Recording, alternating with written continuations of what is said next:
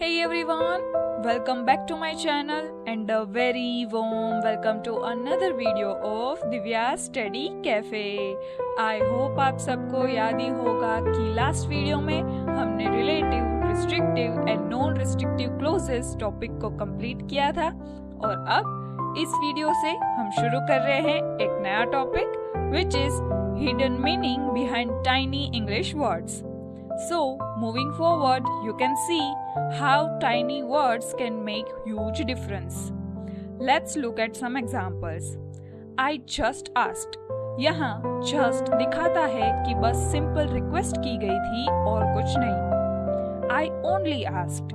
यहाँ only emphasize करता है कि सिर्फ पूछा था, कोई और एक्शन नहीं लिया. I even asked politely. यहाँ even सरप्राइज या फ्रस्ट्रेशन दिखाता है कि पोलाइटली पूछने के बाद भी इश्यू हुआ. I still asked. यहाँ still बताता है कि सिचुएशन के बावजूद भी पूछा गया. Same sentence idea but completely different feeling. Main idea same है लेकिन वर्ड प्लेसमेंट और टोन की वजह से फीलिंग कंप्लीटली चेंज हो जाती है. Now what are tiny words? These are small words that change the tone of a sentence. ये small words sentence का tone soft, rude, emotional या strong बना सकते हैं. Add emotion. ये words sentence में extra feeling और emotion add करते हैं. Create emphasis. ये किसी particular बात को ज़्यादा highlight या emphasize करते हैं. Show hidden meaning. ये सेंटेंस का हिडन इंटेंशन या डीपर मीनिंग दिखाते हैं. इसके एग्जांपल्स है just, only, even, still, already, yet etcetera. ये कॉमन टाइनी वर्ड्स है जो सेंटेंस का पूरा फील चेंज कर देते हैं. Tiny words is equal to big impact. छोटे वर्ड्स होने के बावजूद इनका सेंटेंस पर बहुत बड़ा इम्पैक्ट होता है. Now moving forward to the first word, that is just. Just changes tone softly. Just sentence को ज़्यादा soft, casual और less aggressive बना देता है. For example, I asked. ये sentence direct लगता है जैसे simple statement दिया गया हो. Versus I just asked. यहाँ just दिखाता है कि बस पूछा था, कोई बड़ा issue या intention नहीं था. Meaning difference. Just makes the sentence softer and less aggressive. Just use करने से सेंटेंस का टोन काम और लेस हार्श लगता है. कुछ और एग्जांपल्स देखते हैं जैसे I just wanted to help. यहाँ just दिखाता है कि इंटेंशन सिर्फ हेल्प करने का था. I just called you once. यहाँ just emphasize करता है कि सिर्फ एक बार कॉल किया था. I'm just saying. यहाँ just sentence को softer बनाता है जैसे opinion casually दिया जा रहा हो. Now moving forward to hidden meaning of just.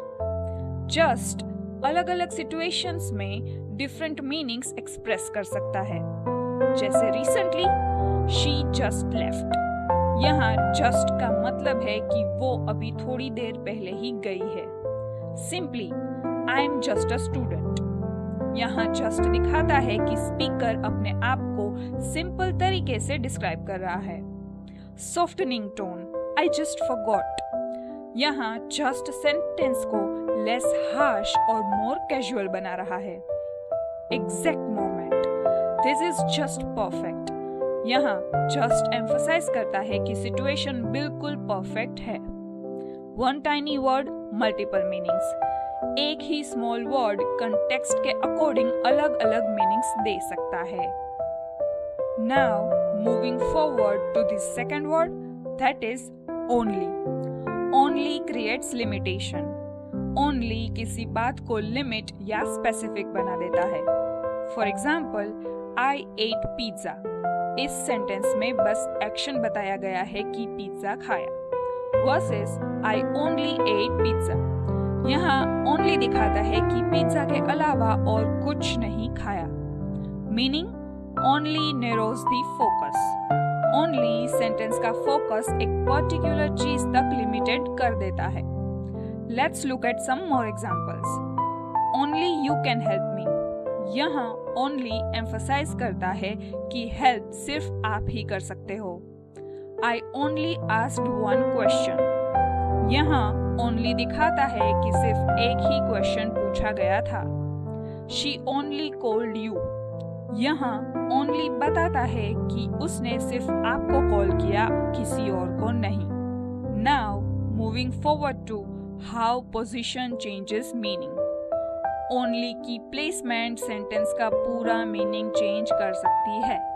That's why position of only matters। इसके एग्जाम्पल्स हैं only I called her। यहाँ only दिखाता है कि कॉल सिर्फ मैंने किया, किसी और ने नहीं। I only called her। यहाँ only emphasize करता है कि मैंने बस कॉल किया, टेक्स्ट या मीट नहीं किया। I called only her। यहाँ only बताता है कि मैंने कॉल सिर्फ उसको किया, किसी और को नहीं। Now moving forward to the third word, that is even। Even adds surprise। Even sentence में सरप्राइज, शॉक या अनएक्सपेक्टेड फीलिंग ऐड करता है। For example, he forgot my birthday। इस सेंटेंस में बस इंफॉर्मेशन दी गई है कि बर्थडे भूल गया। Versus he even forgot my birthday। यहाँ even दिखाता है कि बर्थडे भूलना अनएक्सपेक्टेड या शॉकिंग बात थी। Meaning shows an unexpected or shocking situation। Even usually ऐसी situation दिखाता है जो normal expectation से अलग हो। Let's look at some more examples। Even I was surprised। यहाँ even emphasize करता है कि मुझे भी surprise हुआ जो unexpected था। She didn't even reply। यहाँ even दिखाता है कि reply ना करना shocking या disappointing था। He can't even swim। यहाँ even बताता है कि स्विमिंग जैसे बेसिक स्किल भी उसको नहीं आती। तो इसी के साथ that's it for today's video। बाकी का टॉपिक नेक्स्ट वीडियो में डिस्कस करेंगे। Till then, if you have any questions or suggestions, leave them in the comments below। Thanks for watching।